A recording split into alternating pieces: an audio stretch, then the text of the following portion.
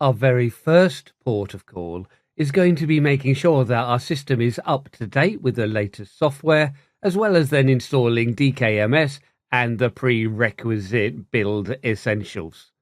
So let's get ourselves comfortable at the command line, and we should be very comfortable with the first step where we update our software metadata, the information about packages that are available.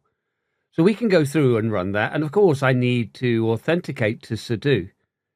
This will be cached though, the authentication, so I won't need to do it again until I run through the reboot.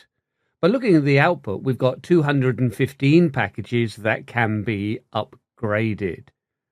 We want to make sure that we've got the up-to-date software, especially if there is a later kernel that is available, so we're working with the very latest kernel software. So we're going to run through a sudo apt, and this time it's upgrade. We can put the -y in so we can run it non-interactively, and it just goes straight into the upgrade. I can cut a little bit out of this because it's not going to be too much fun watching it, but once it has completed, we are then ready to go with our reboot. So I can run through my sudo and reboot.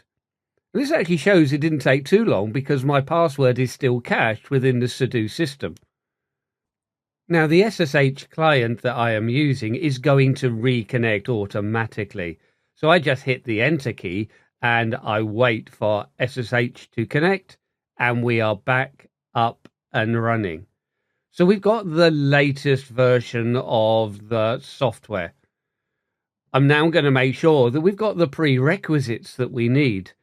So we need to make sure that we have DKMS, so I can install this. And the -y option I can put before or after the packages. It doesn't really matter. We need build essentials, which is a package group. This then puts in things like my C compiler. Once we've got build essential, we can then go through and make sure that we've got the header files, the support files for compiling Linux programs. And we want then the headers for our current version of Linux, our operating system, and we can get that through uname-r. So we're running a subshell here and actually passing the return value of uname-r as the rest of our package name. With that done, we can hit the big enter key and allow these packages to be installed.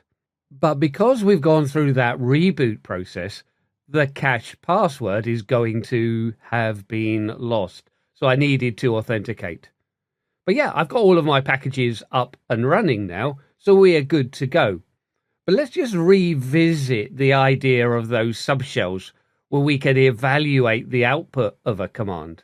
Clearing my screen with Control and L, I can go through and just run the uname-r command.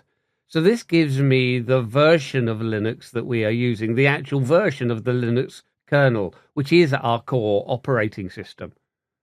With that, we can show how we could use it. Let's go through and look in the boot directory. VM Linux would be the kernel. But if I now tab complete, we're going to be able to see that we have different versions. The versions are separated with the minus symbol. So I can go through there and put the minus symbol in. But without checking my kernel, I can run the subcommand uname-r.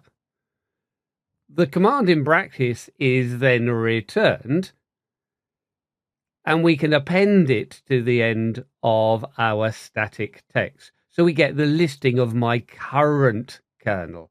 Quite cool, isn't it?